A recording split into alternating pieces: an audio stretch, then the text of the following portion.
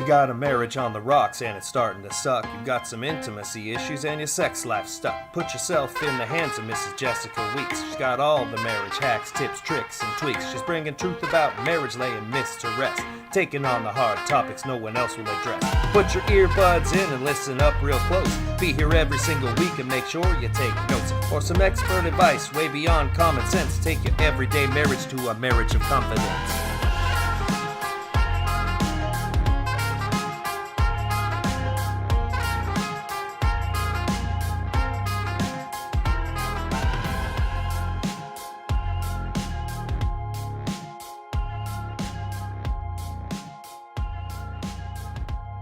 This is the Confident Marriage Podcast. I'm your host, Jessica. And I'm your host, Sean. The no fluff, no BS, just straightforward, real talk, real world experience, and practical solutions.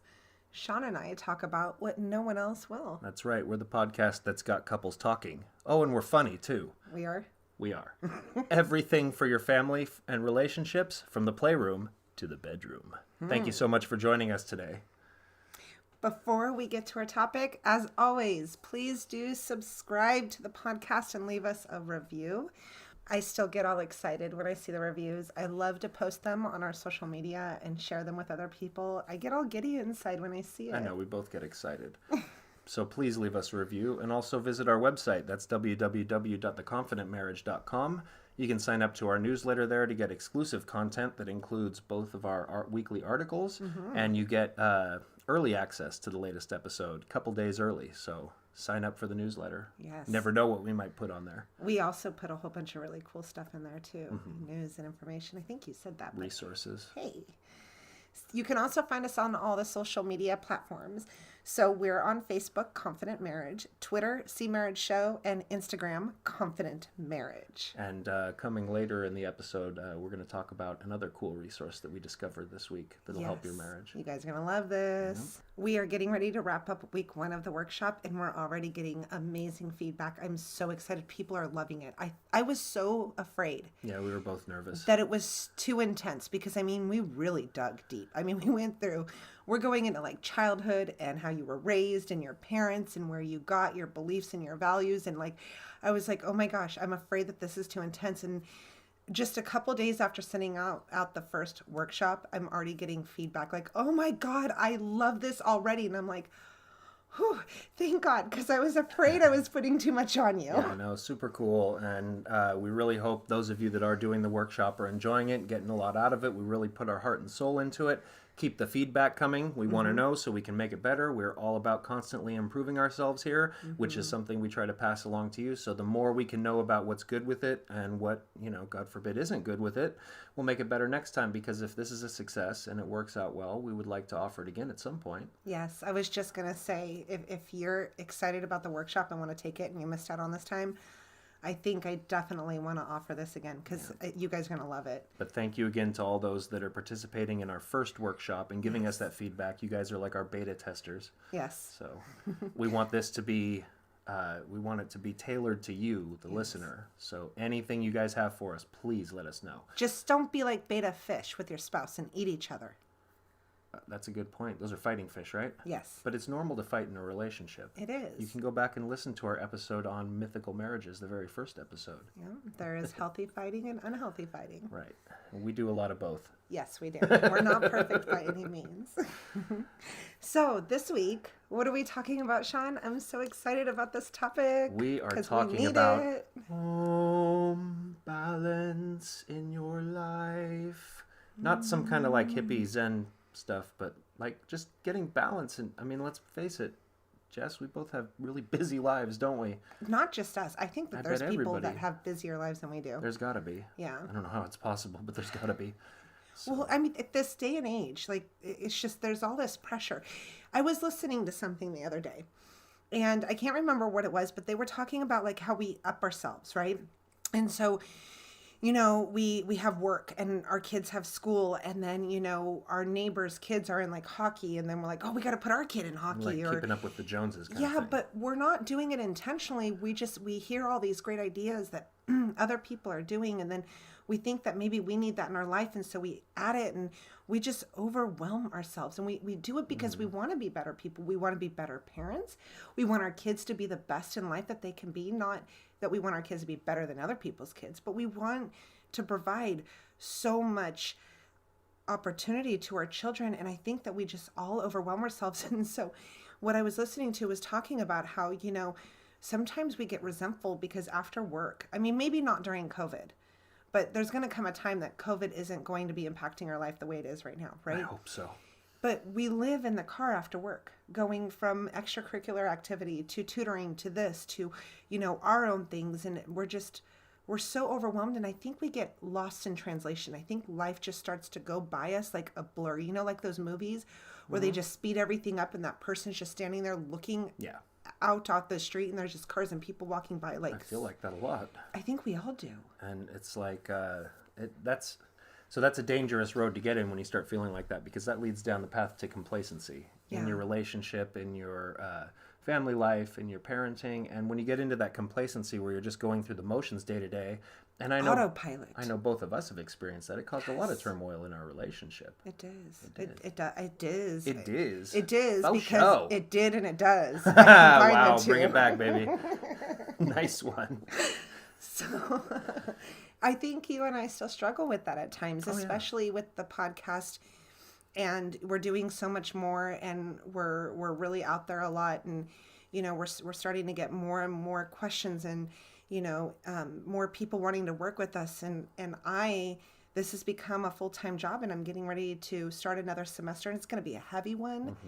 And I'm sitting here thinking, how am I going to balance this? Well, yeah, and I mean to piggyback off that, and I'm working full time, and I'm working 3 hours away from home. Working for 8, 9, 10 hours, and then I'm sitting in the car for 5, 6 hours a day, and then coming home and getting right to work with the podcast or the workshop or helping with the kids or giving you a break, and you're all day long with the kids because they're home because of COVID for school and school work. And so we're going to try to talk today about how important balance is in your life, how hard it is to achieve, some of the things that can throw your life out of balance, and some stuff you can do to try to get that balance back. Bring it back so it's a diz. If I back it up, is it fat enough? We've been over this. That's my saying. Okay, sorry. Okay, here we go. I put on a little COVID weight. If I back it up, is it fat enough? Oh, it's definitely fat enough.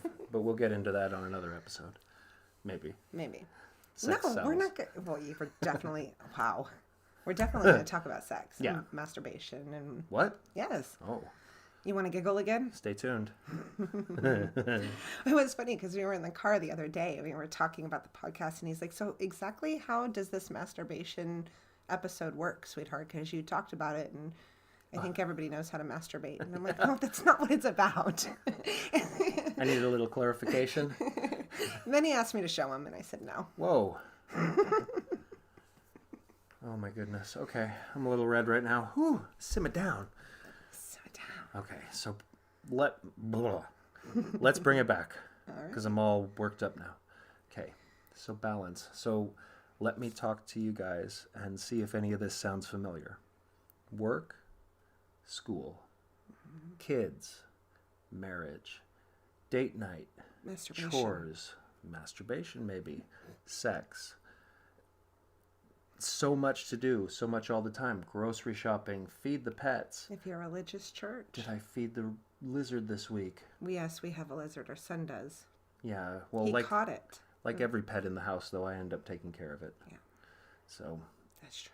But it's a lot. It's a lot that you're dealing with. Maybe you guys have more to deal with than us. Maybe you don't. Maybe we're completely wrong. Maybe it's like, I mean, even if you don't feel like you have a lot going on, there is work, video games, social media, I don't know. Self-care. Yes. Masturbation? You talking about masturbation again? No, okay. no, honey. It is how many times we can work that word into this episode. It is a lot, and I think sometimes we just, as I talked about that whole vision of you just standing outside your life and it's just passing by you and things are, and you're just going with it. How do you stop it? And how do you assess it? And how do you know when you don't have balance? So let me go into first what I believe and what I like to look at it as. So I'm a very rational, logical, scientific Oh my kind God, of person. he is. Right. So, and if you don't believe me, just read my article for this week and you'll see. Because I get into physics and astrophysics and all kinds of stuff. What is the name of your article, honey? Life, love, and math? With an my God. exclamation mark and a question mark. Yes. So, look, I like to look at it as in nature, in the universe in which we dwell, in every system, whether it's a human being or a rock or the ocean or gravity or energy or anything, there's a finite, limited amount of energy. And that energy gets put into different things. And you only have so much energy to put into those things. And in nature, in the universe, there's a constant battle between energy. You know, energy can't be created or destroyed. It can just be moved or changed. And nature is constantly trying to achieve a state of balance. There's a saying, nature abhors a vacuum, which means if there's less of something somewhere and more of something somewhere, those two systems are going to interact to try to achieve the natural state of being, which is balance, right? So that's how pressures in the atmosphere of Earth interact at constantly trying to achieve balance, and that's what creates our weather. You know, hot and cold are constantly trying to balance out to a medium temperature. And so it's the same in our life. We have hobbies, we have relationships, we have kids, we have careers, and we're constantly putting our limited amount of energy into these things, more here, less here, some more here, maybe less here than should be in there, more here than should be in here. So in nature, when something gains too much energy, say a star, it's going to grow and it's going to become bloated and it's going to start destroying everything around it until eventually it destroys itself. Right. Black hole? Well, after the supernova, Yes. it destroys everything around it, but it'll start sucking everything in and it'll become all consuming. Right. Until it eventually consumes itself. Gosh, I know what that's like. You do? I don't Jeez, that's what being married to me is like. So, I just meant that I get all consumed with so much Right. and I feel like I'm going to implode. and the converse of that is if something's not receiving enough energy, say a plant in your front yard, if it's not receiving enough energy in the form of sun and water, it's going to wither and it's going to die.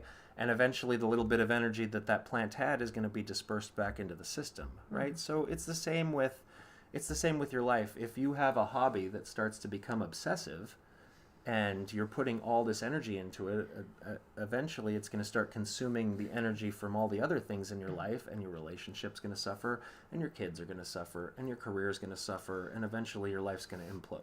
So let me put this on Jesse terms to make sure I understand. Okay. Because that was very scientific. Very good work. Thank you. Scholar Sean. PhD.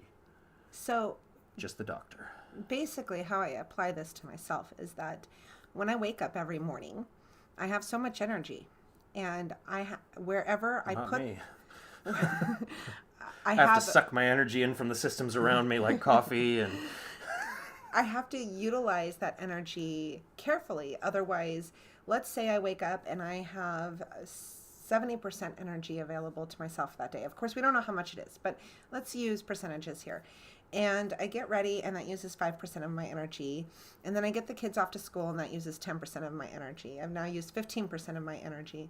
And then I go to work and I use up 60% of my energy. I've now not just used up all my energy, but I'm now in a negative. And so when I come home, I have nothing left. Right. And so I'm not able to give to my spouse and to my children and to myself what it is I need to give to keep that in a positive balance. Right. And so then I start taking from my family in ways to kind of... The energy's got to come from somewhere. Right. So I take by maybe snapping at my children and getting upset with my spouse. And so I'm not able to be productive in my home. Instead, I'm like You've gone to a sponge where I'm sucking from my family. So you've gone to negative forms of energy to fuel the fire. Right. So I am on the right track then. Yeah, no, and I mean, what you said is something that gives a little different, it adds to what I was thinking, because I didn't really consider it that way. I'm looking at more of the balancing act of it and taking from one to fuel the other in either a healthy or an unhealthy way. I didn't really consider that there's, you could be taking from a negative to try to fuel that, and that's where some problems can come in. So no, I really, really like what you said. Right. And so that can go for like work too. It could be flip-flopped. You could be, putting too much at home and not enough in yourself or your work, or it could manifest in all these different ways. Right. And as I said, you're constantly trying to achieve balance in your life, whether you know it or not. It's the nature of the universe. You can't really get around it. Whether you're religious or scientific or don't believe in any of it at all, it's out there. It's fact. We can see it. Everything is always trying to achieve balance. And so you're doing it in your life, whether you realize it or not. But what we do is we get so caught up in some things that they start pulling energy away from the things that may really matter. So I guess let's talk about some things that can throw your life out of balance. So we've established that one of the ways that we do that is by putting too much energy into one thing and not focusing on the other areas of our life. That can throw us out of balance. Right. So I know we've all experienced this. Just to put it on a personal level, like there were times in my life when I got really, really into like healthy eating and exercise, and it started off as a really healthy habit, and I was trying to get myself healthier and live a little more clean. But what ended up happening in the course of months was that I was spending more, I started off riding my bike maybe 5 miles a day. Ladies and gentlemen, by the end, I was riding my bike 35 miles a day, and it was taking 4.5 hours out of my day. That's obsessive. And on top of that, I was lifting weights, and it was so, like, I got so much into what I was eating, again, being a little too on the scientific, logical thing. It was like, how many calories was I putting in? How many grams of protein? How many grams of fat? How much was I putting out? And it started to consume my life, and it was taking away from college, which at the time I was attending. It was taken away from my interpersonal relationships. It was taken away from all kinds of stuff. So I needed to reassess at that point. Right. So there's any kind of addictions are terrible at doing this in your life. And I speak from personal experience in that, whether it's an addictive behavior like compulsive eating, or it's a addictive Substance? well, like sex or porn can be like that, and definitely with substances, you end up, it's a substance, right? Right. So you end up putting so much energy into, like, they have a saying in the program, the ways and means of getting more. You're putting all your energy, it becomes all consuming into finding a way to get more of that substance, to get that next high, that everything in your life starts to suffer until all you're doing is putting all of your energy into that addiction. Well, here's a really good example. I get really wrapped up in the podcast. She does. And everything that we're doing. And though it's for a good cause, and I'm doing it because I so desperately want to help people, I still have to be mindful that I have school, and I have children, and a family, and I have my own health needs that I need to attend to. So I have to find balance too. And I think whether it's an addiction or it's just overzealous in some things, we need to be aware of where we're putting that energy. Right. And so that's when you get into honest self-reflection and prioritizing, right? You got to take a look at your life, and you've got to honestly assess what things are deserving of your energy and what things maybe need to go on the back burner.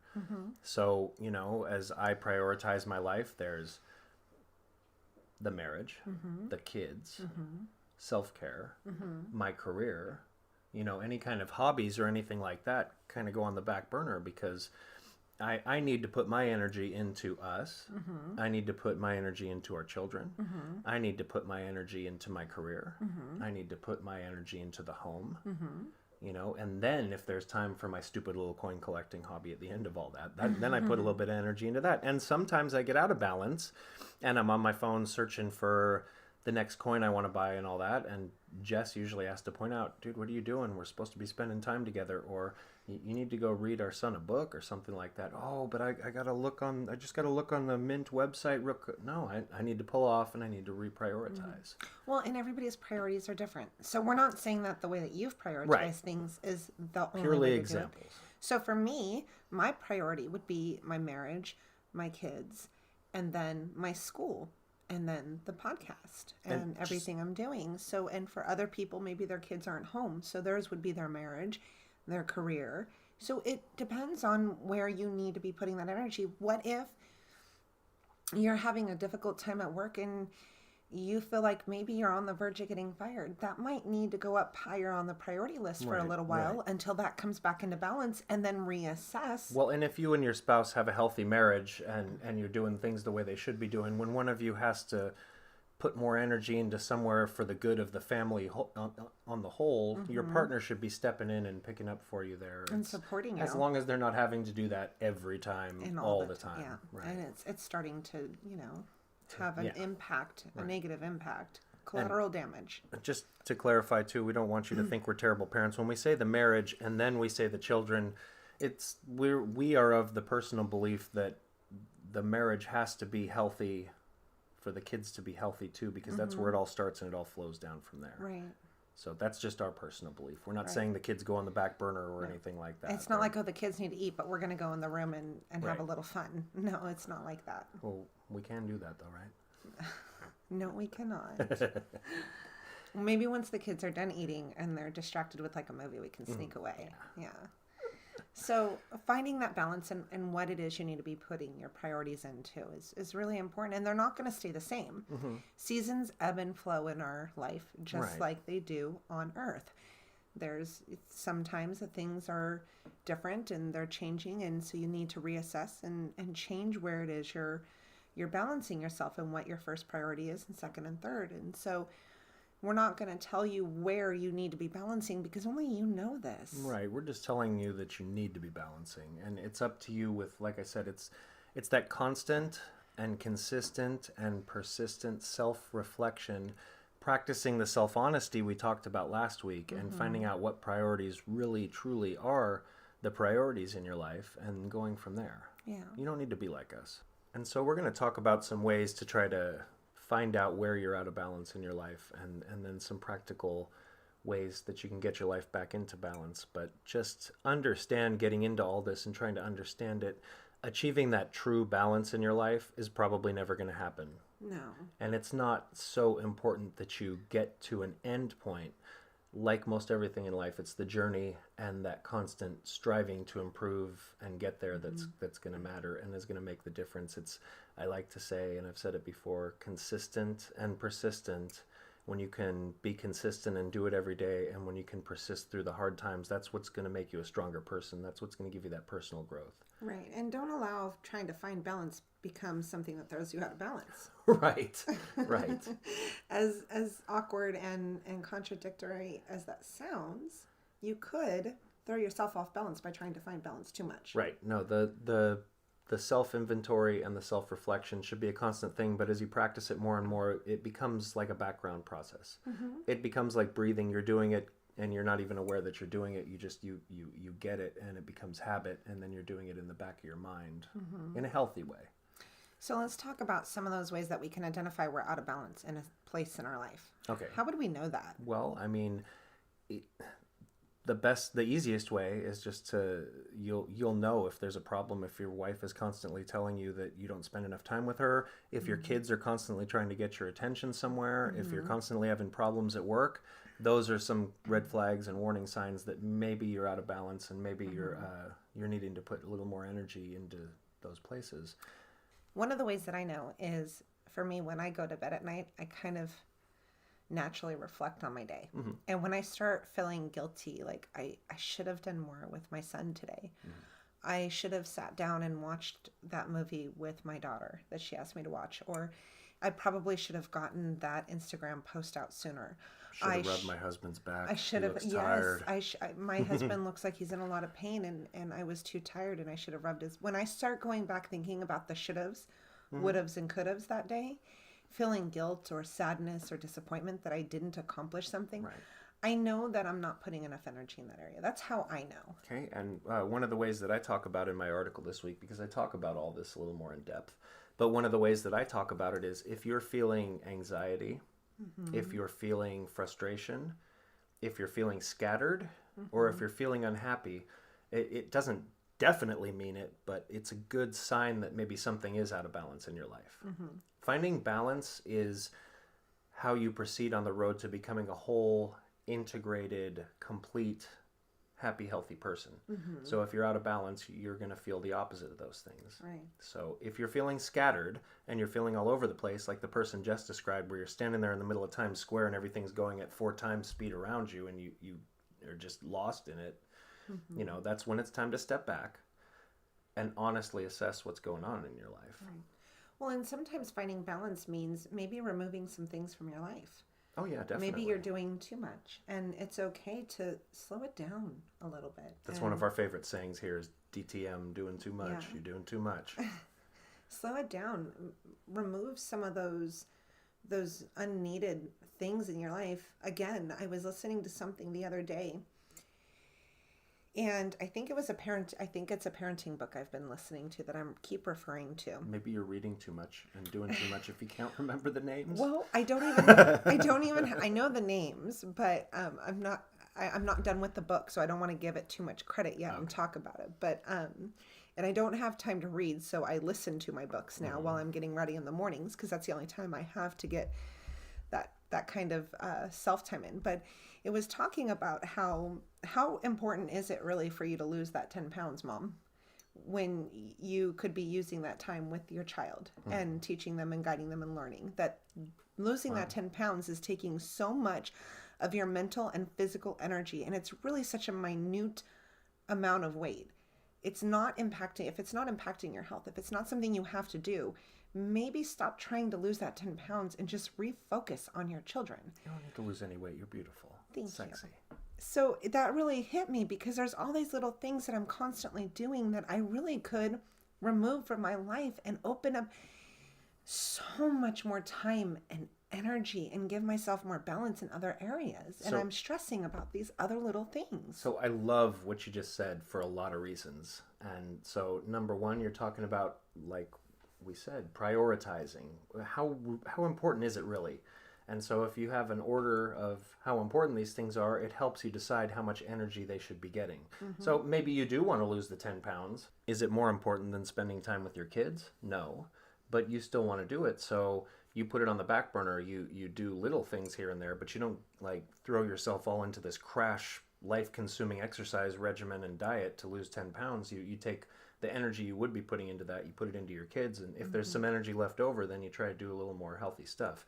So the other reason I like it so much is because you're doing the prioritizing and you're doing the balance thing right there. You don't have enough time to be reading. So instead of taking away from your school or your family to sit down and read to do your self-care, you've compromised and you've listened to the book to free up a little more time for yourself. So I like that a lot. Well, and the other thing too is I have to be mindful that if I'm going to take something on, there's something that I'm going to have to sacrifice instead of it. Right. And so that's something that we need to balance. We need to measure, what am I going to sacrifice to bring this into my life, instead of thinking, oh, I can just take this all on. Because we all feel like we can do all of these things. And while we can, again, we go back to balance and only a finite amount of energy. Right. And that energy is extremely valuable. So what you put it into needs to be valuable as well. And so there are some things that you're going to get more out of putting that energy in, and that's your marriage, because that's going to have a trickle-down effect on your whole life. There's your kids, that's going to have a trickle-down effect for their whole life.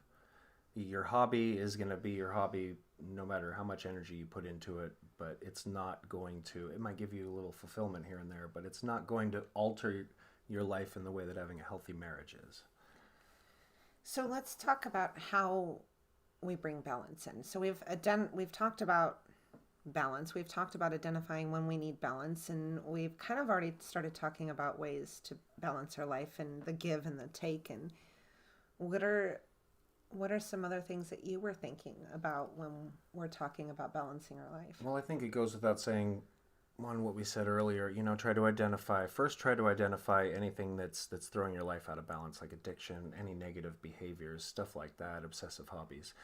Then you've got to get well practiced at being self-honest and doing that constant self-inventory thing. Look for those negative emotions, or like you said, those worries at the end of the day, the wish I would have, wish I could have, I should have.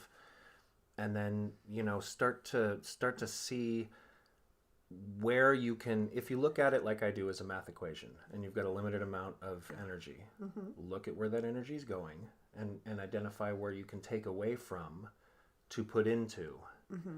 I'm spending 2 hours a day when I get home from work thinking about how I can do something at work better the next day. Well, it's still going to be there the next day. You're still going to be able to think about it. If your marriage is suffering or your kids are lacking in getting attention from you, come home, put that away, put that away, spend time with your kids, romance your wife a little bit, help her, help the kids with their homework, do whatever. When you lay down and go to bed, you can spend 15, 20 minutes thinking about how you can do it better at work. I have been guilty of this so many times. I've fallen into this trap so many times. I have come home and obsessed over blueprints and plans and how I can do something different the next day. And honey, where are you? I'm thinking about how I can build da-da-da-da tomorrow. And guess what? Those same things were still there when I went to work the next day. I could have taken all that time and all that energy and put it into my beautiful wife or put it into my amazing kids. And what? And well, how many times have you gone to sleep and the next morning had a whole fresh thought process and you came up with it the next morning, but you spent so much time the night before pounding your head over it? There's a reason why they say sleep on it. I know, I keep telling you that. You don't like to do it. Your brain will turn over things while you're asleep in your subconscious and you won't even know it. And the other thing that we hear a lot, but how many of us have really done it? Turn the electronics off. Like literally. I got no problem doing that. I know you don't. I do. And I know a lot of other people do. And we hear it all the time. Turn off your cell phone. Yeah. Leave it out of the bedroom. And we let our phones charge in the bedroom. But one of the rules that we have and we try to keep to is no electronics in the bedroom unless, it's okay with one another. We'll watch the news at the end of the night or TV or something. And I put my phone completely on the other side of the room out of reach, so I don't even have the temptation to pick it up. And part of that goes back to the accountability thing that I try to live by. But I mean, more so, I'm that way I'm not laying in bed when we're supposed to be spending time together and I get the urge to go browse the U.S. Mint catalog or look on eBay for what kind of coins are being auctioned off, for an example. I can spend that time with my wife. Right. Well, and being intentional, planning dates with your spouse. I mean, it's so hard right now with COVID because babysitters are almost off the table. Right. So what do? We've gotten used to making it a really busy day with the kids, tiring them out, putting them to bed a little bit early, and having an extra hour to be with one another. We have rediscovered our love for those Saturday and Sunday mornings, just the two of us. Right. And your kids are getting something out of that too because they're having a busy, fulfilled day. They're not sitting there in the house on electronics all day. They've done something. They've been a little bit physical and they're tired out for healthy reasons, not because they've stared at a screen. Yeah. And that's, I'm glad that you mentioned the electronics thing because that's something that you need to look at in your life too. It's something right along the lines of substance abuse and porn addiction and all that that can start to consume your energy, and that's video games and social media. I mean, we know those can become addictions in and of themselves, but if your husband or your wife or your partner or your boyfriend, girlfriend, or your kids are saying on a regular basis, put down your phone, come spend time with me, you're on your phone again, that maybe you need to assess how much time you're spending on social media.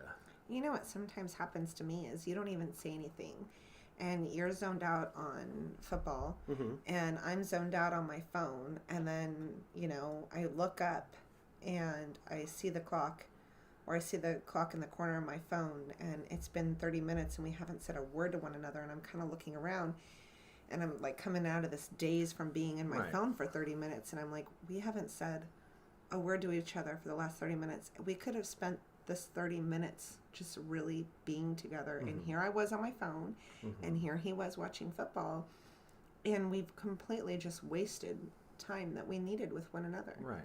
But then there's the balance of self-care, because what if you and I needed that time to just kind of be and do whatever we wanted to do and just kind of Well, you know what? I got an idea about that, because you can take that self-care that your partner may need and you can use that as a way to even put a little energy into them and into the relationship. So one thing I did for Jess is our water heater is not the best. And so she likes... Best, it sucks. Yeah, it does. So she likes to take baths. She likes to take really hot baths because it relaxes her. And it's like her moment, her time to recharge, her self-care. Yeah. So, but she's always complaining she's got to take the bath, do it quick, and get out because it gets cold so fast. Mm-hmm. So what I did for her is she said she wanted to take a bath. So I got 2 huge pots of water, and I boiled the 2 huge pots of water, and I lit some candles for her, and I filled up the bath all the way, not the little 6-inch hot water she's used to, but I filled it up all the way, and I poured that boiling water in there. I made sure to test it first to make sure I didn't boil her like a lobster. I tested it first, but I got it nice and hot, and she was able to sit there by herself and recharge and enjoy a hot bath with the candles. I had her phone in there waiting for her, the towels all laid out and everything. Mm-hmm. So not only did she get her self-care, but I was able to fill up her love tank a little bit, and she was able to feel that I loved her. We were able to get connection out of it.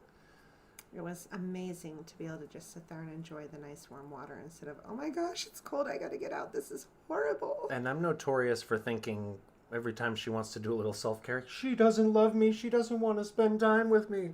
So it's a good way to turn that into something special you do for your spouse, so that you can both feel loved by one another, not rejected. Right. Well, what about intimacy? Now that is a hard one to balance, especially if you have a busy life. Because you're so tired at the end of the night. No, I'm not saying you. Well, no, you I are am. so tired. So are you. We all we get the kids into bed and we've had a busy day, and it's the last thing that we want to do is something physical, even though we might be wanting or desiring our spouse. It's just like, oh, I'm just too tired. It's like we talk about, I want it so bad, but I'm so broken down and tired. Yeah. And it's really hard to balance that. So that's a case where for you, the children and the podcast and your schoolwork are taking energy, and my work and driving that long drive home and the physicality of my work and the mental drain of my work is taking my energy, and that energy that should be there to put into our physical intimacy is just not there at the end of the day. Yeah. So, and it's hard to find even where to start. A lot of people don't even know where to start when they're talking about building up that physical intimacy and even starting a conversation about it. Right. So we are really excited. We did discover a new tool this week. We did. Oh my gosh, you guys are going to love it. It is really cool, and it is right in line with everything we teach and everything we say. We are behind it 100%. So it is a great way to start that intimacy conversation and start to get that spark back and start to try to balance that area of your life. Right. So it's called Intimately Us, and this app is packed with information, but it's so well organized that it's so easy to find everything. I mean, we're talking about positions, ways to be romantic, how to initiate intimacy, even the anatomy of the woman and the man. They've got interviews with sexperts, but it's done in such a really clean. Yeah, it's classy and it's not raunchy, super vulgar, and no. I mean it's detailed enough so you get the idea, but it's not like, it's not like watching a porn movie or something. No, but they did a really good job designing this thing. They did, yeah. It's called Intimately Us. I believe it's available in the App Store for Apple and for Google. And for Android. Yeah. Google? Okay. I don't know how all that works. But, it's going to help you do some really important things like feel more connection and love. It's going to help you have better, more fulfilling sex. It's going to put you in a better mood. You might have fewer arguments. I mean, it's going to get you guys back to where you were when you're dating, holding hands in public. It's just going to increase that intimacy. It gives you that avenue, that conversation starter. You can get your questions answered there. It's just really cool. It's a really cool tool that I'm glad we've added to our tool bag. Yeah. Yeah. And it was a lot of fun to just kind of go through it and see all the different articles that they have and the interviews. And I was so impressed by it that I reached out to the maker of it. And I want to interview him. I would love to have him on this show. Right. He's, like I said, so the beliefs behind this app are right in line with what we're trying to put out there. So we will definitely have him on an episode, and he can talk a little bit about his product and talk about his journey in getting to the place where he created something like this, because it's really cool. He has a good story. Yeah. it was some great life lessons that even you and I thoroughly enjoyed talking to him. He was talking, I'm going to let him tell a story, but basically he found himself talking with a buddy about his buddy's intimacy, and he was so thrown off by it because guys don't normally talk about it. And then he realized that him and his wife don't have enough conversation and balance in their sex life. And so they did all this research and found this way to open up that conversation and find the balance for each other and their intimacy. And that's how the app was born. So I'm going to let him go into detail about it, but you guys have got to check it out. It's Intimately Us. Yeah, it's a beautiful, classy app. We have the link on our website under resources. Yes, go to our website, www.theconfidentmarriage.com. Go to marriage resources. Click on the link. It's right there. Click on that link, and then right there you can download it from Apple or Google. Yeah, no, really cool, really highly recommended. Yeah, and there's one way that you can bring balance into your marriage and your intimacy in your life is sometimes we just don't know where to start or what to do. And I found that this app really helped me really organize and figure out ways that I could do it, and I really loved it. Right. There's a lot of apps out there that promise you all this stuff to help your marriage with, and then you get them and you're really, I know it's happened to us and we're really disappointed. Yeah. This isn't one of those apps. You'll get something out of it, something concrete. Just like there are a lot of podcasts or marriage resources out there that promise a lot, but all they give you is a lot of fluff and BS that doesn't really work. And it sounds really good, and it's like, ooh, I wish my marriage could be. I've been there. Yeah. Like, I remember, especially when we were in our worst, and there was all this, stuff out there, and it was like, that sounds so great, and yes, it should be like that. But then, in practicality, I was like, wait, that's not realistic. Yeah, no, we try to bring. How do you do that? We try to bring the practical, real world stuff to you, and unfortunately, I have bad news. Everything takes hard work. There are no quick fixes and fluffy solutions, even though they sound good and look good. Yeah. So. But that's balance, guys, and don't get caught up trying to find balance that you become unbalanced. Yeah, I guess a couple takeaways. Balance is the natural state of the universe, and that goes for human beings and their relationships as well. So if you're feeling like something isn't right, maybe something's out of balance, get into that honest self-reflection, try to identify the areas that are getting too much energy or not enough, and adjust your flow of energy accordingly. Absolutely. So I hope you guys have a fabulous and balanced week.